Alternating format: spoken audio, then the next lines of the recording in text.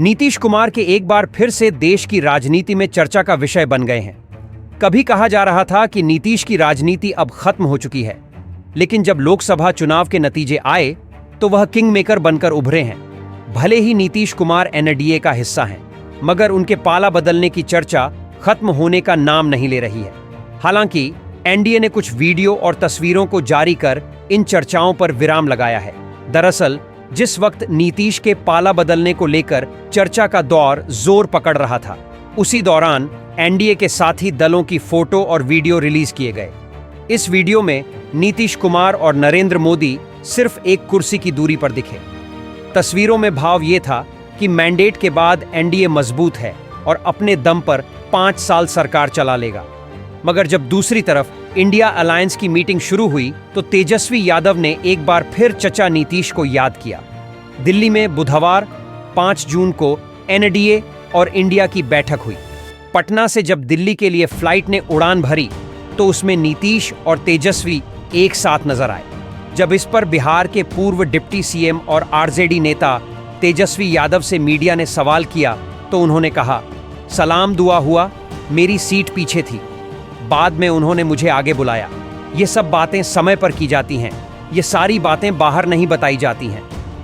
इसी साल नीतीश कुमार तेजस्वी यादव का साथ छोड़कर बीजेपी के साथ गए थे, वो भी लोकसभा चुनाव से ठीक पहले। लेकिन उस वक्त भी तेजस्वी ने नीतीश कुमार के बारे में कुछ नहीं कहा था। बीजेपी हो या तेजस्वी, दोनों को सूबे से लेकर दिल्ली की सियासत में नीतीश फैक्टर की अहमियत का अंदाजा है। 2014 में नरेंद्र मोदी के पीएम बनने के बाद 2015 में नीतीश ने लालू के साथ 20 साल पुरानी दुश्मनी भुलाकर दोस्ती की। बिहार में हाशिए पर बैठे लालू की सियासत को नीतीश ने आबाद कर दिया। विधानसभा चुनाव में जीत के बाद बिहार में लालू नीतीश कांग्रेस की सरकार बनी। हालांकि फिर 2017 में नीतीश करप्शन के सवाल पर पलट गए और बीजेपी के साथ आ गए। 2019 के लोकसभा चुनाव में नीतीश और बीजेपी साथ मिलकर लड़े।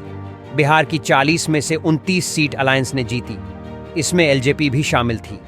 मगर जब सरकार बनने की बारी आई तो शपथ वाले दिन नीतीश ने फैसला पलट दिया। मोदी 2.0 में जिस दिन शपथ का कार्यक्रम था, तब शाम 4 बजे नीतीश कुमार ने फैसला लिया कि उनकी पार्टी सरकार में शामिल नहीं होगी। पटना से दिल्ली तक के पॉलिटिकल कॉरिडोर में इस बात की चर्चा होती है कि नीतीश कुमार 2 मंत्री पद चाह रहे थे, जिसके लिए शायद बीजेपी राजी नहीं हुई। गठबंधन धर्म का पालन किसने किया, किसने नहीं, ये सामने नहीं आया। मगर इतना जरूर है कि 2019 में मोदी सरकार प्रचंड बहुमत से बनी थी और तब साथी दलों के पास कैबिनेट बर्थ मांगने के लिए उतनी बार्गेनिंग पावर नहीं थी। 2020 में बीजेपी और जेडीयू ने मिलकर चुनाव लड़ा और नीतीश सीएम का चेहरा थे। इस चुनाव से ही बीजेपी और जेडीयू के बीच बातें बिगड़ने लगी। इस बीच चिराग पासवान अलग हो गए। चिराग ने 142 सीटों पर उम्मीदवार उतारे, जिनमें से ज्यादा जेडीयू के खिलाफ थे। आरोप लगा कि चिराग को जानबूझकर नीतीश के उम्मीदवारों के खिलाफ उतरवाया गया ताकि उन्हें कमजोर किया जा सके। नतीजे उसी तरह से आए और नीतीश कुमार कमजोर हो गए। हालांकि बीजेपी ने नीतीश कुमार को ही सीएम प्रोजेक्ट किया और वो मुख्यमंत्री बने भी। नीतीश सीएम बन तो गए, लेकिन दिल्ली से दूरी दिखने लगी। आखिरकार वो वक्त फिर आ गया जब नीतीश ने बिहार की जनता की भावनाओं के नाम पर एक बार फिर पलटी मार ली। नीतीश ने 2022 में एनडीए का साथ छोड़कर आरजेडी के साथ सरकार बना ली। आरजेडी ने नीतीश को हाथों हाथ लिया। इसी दौरान अमित शाह का बयान चर्चा में आया, जब उन्होंने कहा कि अब नीतीश के लिए दरवाजे बंद हो गए। वहीं आरजेडी के साथ आने के बाद नीतीश कुमार मोदी रोको मोर्चा में जुट गए। वह इंडिया अलायंस के झंडा बरदार बने और सबको साथ इकट्ठा किया। उस वक्त एक तस्वीर की चर्चा खूब हुई, जब नीतीश कुमार के बैकड्रॉप में लाल किले की तस्वीर दिखाई दी। समर्थकों ने उन्हें मोदी को काउंटर करने वाले नेता के तौर पर प्रोजेक्ट करना शुरू कर दिया।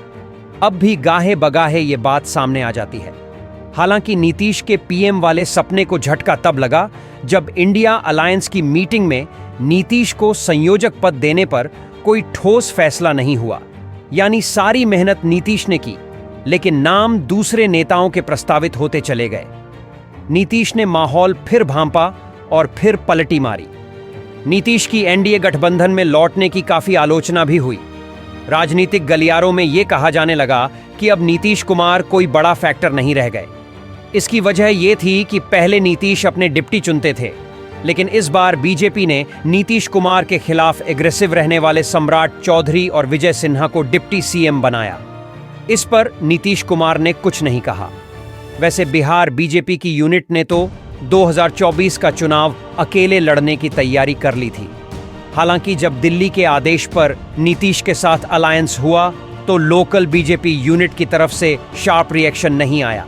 अब जो नतीजे आए उसे देखकर लगता है कि बीजेपी का फैसला सही था, क्योंकि यूपी, राजस्थान, बंगाल में नुकसान हुआ, मगर बिहार में नीतीश के बूते एनडीए 30 तक पहुंच गया। नीतीश कुमार का राजनीतिक कद अब फिर से बढ़ गया है। इसकी वजह यह है कि वह इस बात का अंदाजा लगाने में माहिर हो चुके हैं कि सत्ता की हवा किधर बह रही है। यही वजह है कि जब भी उन्होंने पलटी मारी है तब वह सत्ता के केंद्र में रहे हैं। कांग्रेस आरजेडी के साथ नीतीश जब गए तब उन्हें सीएम बनाया गया। इसी तरह से एनडीए में रहने पर भी उन्हें मुख्यमंत्री कुर्सी ही मिली। वह ये बात समझ चुके हैं कि कब किसके साथ जाना है। आने वाले 5 सालों में भी नीतीश कुमार इसी तरह से राजनीति में प्रासंगिक बने रहेंगे।